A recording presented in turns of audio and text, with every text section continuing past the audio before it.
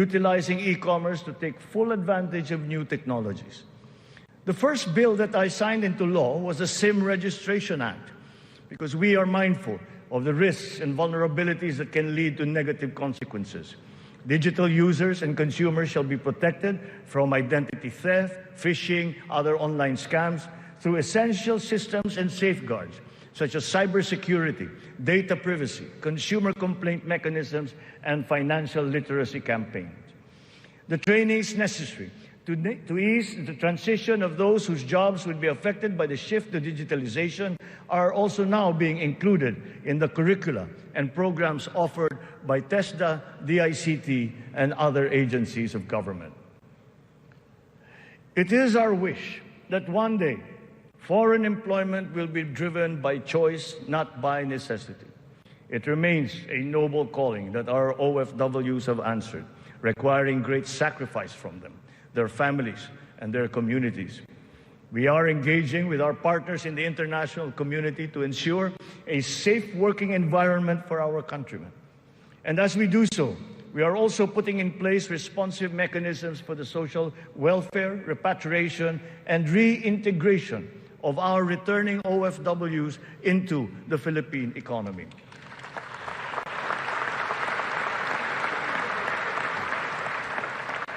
As the world economy reopens, we are witnessing a rise in overseas Filipino deployment. In 2022, the number has increased by 62%. OFWs continue to send in historically high remittances, solidifying their role in our transformative economic growth. In 2022, our OFWs contributed $32.5 billion, or roughly 1.8 trillion pesos, to our economy. Several countries have also signified interest to explore bilateral labor cooperation with the Philippines in the areas of healthcare, tourism, hospitality, engineering, construction, and information technology. Recently, we signed agreements with Singapore, Austria, and the province of Alberta in Canada. Our priority is to ensure that the principles of ethical recruitment, fair employment, and the safe and orderly migration of our people are embodied in our agreements with other countries. For example, the deployment issue in the Kingdom of Saudi Arabia has now been resolved. And as of today, 70,000 of our OFWs have already been deployed to Saudi Arabia for employment.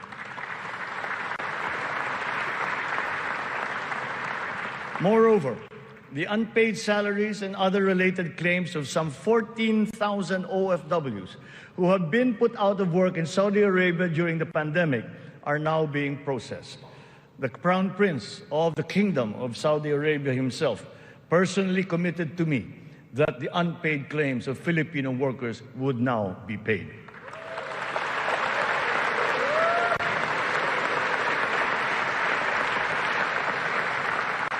The continued employment of some 50,000 workers and the deployment of many more Filipino seafarers aboard EU vessels has also been assured.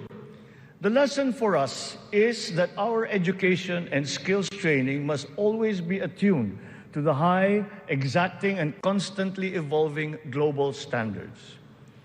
Sa pagsusumikap ng mga mamamayan, walang hindi kakayanin. Kahit ang mga matatayog na pangarap ay maaabot, kasama ang inaasam na tahanan.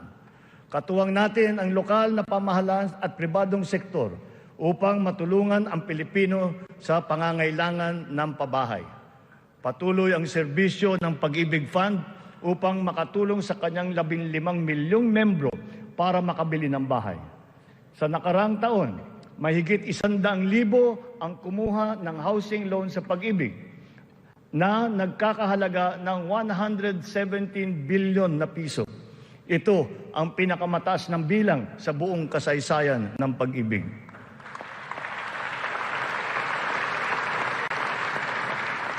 Itong nakalipas na taon, mahigit 148,000 na kabahayan at mahigit 30,000 mga Certificate of Eligibility of Lot Award ang naipamahagi sa Luzon, sa Visayas at sa Mindanao, sa ilalim ng sari-saring mga programang pabahay ng pamahalaan. Mahigit 35,000 residential free patent at agricultural patent titles naman ang naibigay sa mga benepisyaryo nito sa buong bansa.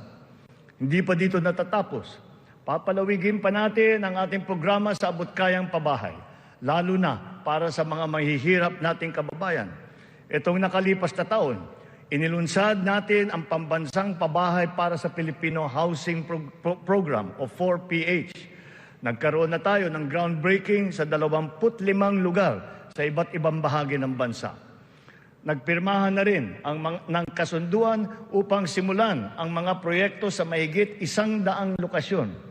Kung susumahin natin ito, mahigit 1 milyong kabahayan ang may alay natin sa ating mga kababayan sa buong bansa.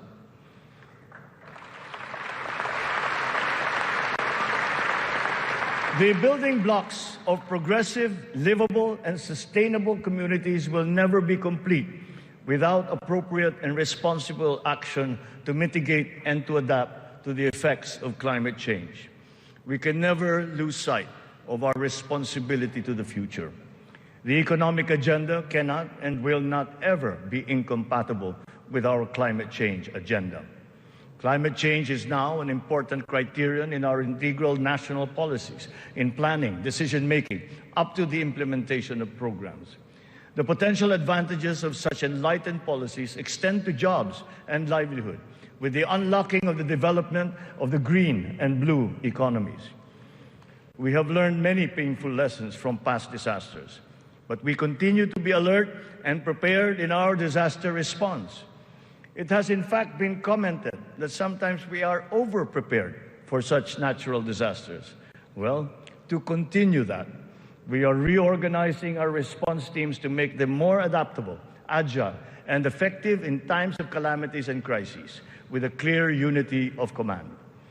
Our evacuation centers are being upgraded to withstand the greater forces of the new normal of extreme weather, as well as other natural and man-made disasters. Furthermore, new evacuation centers are also being built, of which 55 have already been completed. We remain committed to global decarbonization goals and the reduction of our carbon footprint. We preserve and protect the treasure that is our forests. Their value to the environment, to the ecology, and the economy is incalculable. We have adopted the concept of the circular economy, using nature as our model. The aim is to keep raw materials in a closed loop. In our world with scarce resources, the circular economy allows us to fully use these resources, minimize waste, and reduce the need for new resources, just as it is in nature. Just like our climate change action, this new system requires the participation of all sectors of society, up to each individual citizen, for it to succeed. Only a whole-of-government and whole-of-society approach will enable us to do all of these. It is necessary to apply all the resources that are at hand if we are to progress as quickly as we need to. Collaboration is the key between and among government offices, and between government and the private sector, between industries and the academe, between government and international partners, and most importantly, collaboration between and among our populace. Kakailanganin natin ang tulong at kakayahan ng buong pamahalaan at ng buong bansa. And so, we shall do the same for the next 5 years. We seek not only to become more effective, but more, to become truly transformative. This approach will be operationalized through the interagency cooperations, as well as through coordinated efforts between and among the 3 branches of government and the independent constitutional bodies. We have organized private sector advisory councils and national local mechanisms to establish the needed linkages. Once again, on this same principle, I urge the government to enact a new government procurement law and a new government auditing code.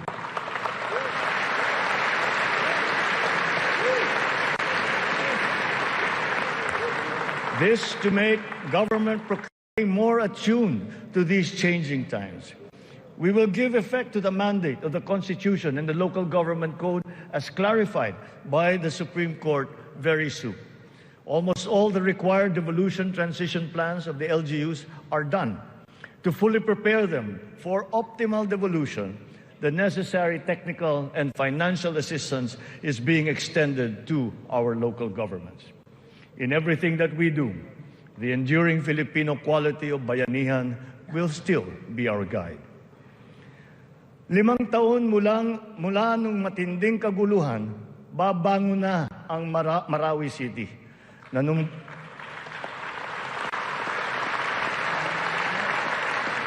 Nanunumbalik na ang sigla sa pamayanan, maraming proyekto ang nakumpleto at mga infrastrukturang naitatayo.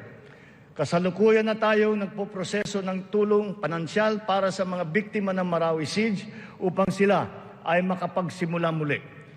Naway mamayani ang pag-asa. Naway magpatuloy ang pagkakaisa, pagmamatyag at paghahangad ng kapayapaan at kaunlaran. We are proud of the progress that the BARM has taken. It will be self-governing. It will be self-governing, it will be progressive, and it will be effective. But this was only made possible because of the cooperation of all key groups.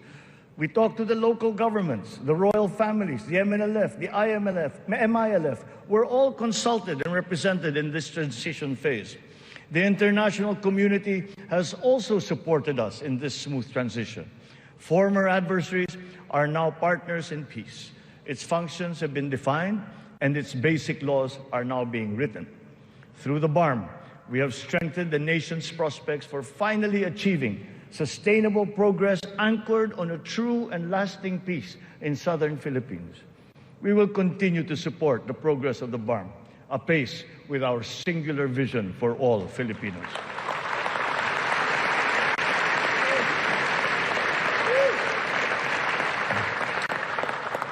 A strong and stable rule of law will strengthen the foundation of our transformation. Our police and armed forces are being strengthened and modernized to be more effective in maintaining peace and order and in defending our sovereignty. We fully support the judiciary's efforts to improve the justice system and to protect constitutional rights. The campaign against illegal drugs continues, but it has taken on a new face.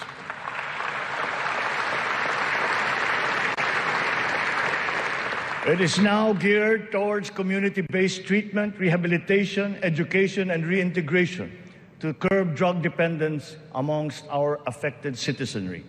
Last year, we launched the Buhay Ingatan, Droga'y Ayawan, or BIDA program, and established an additional 102 Balay Silangan Reformation Centers nationwide.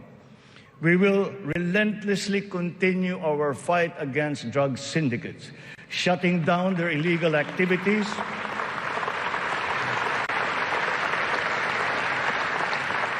we will shut down their activities and dismantle their network of operations. Unscrupulous law enforcers and others involved in the highly nefarious drug trade have been exposed. I will be accepting their resignations.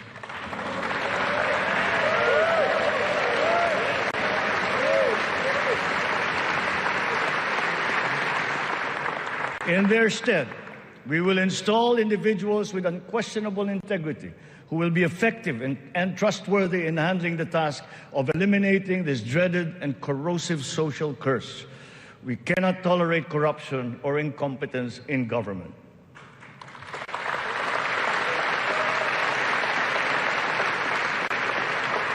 For almost half a century, some of our fellow Filipinos have taken to arms to make their views known and felt. We are now at a point in our history when their armed struggle has evolved. We have now progressed together towards peace and development. We have incorporated capacity building and social protection into our reintegration programs to guarantee full decommissioning of former combatants. Through community development and livelihood programs, the barangay development and enhanced comprehensive local integration programs have been effective in addressing the root cause of conflict in the countryside. To complete this reintegration process, I will issue a proclamation granting amnesty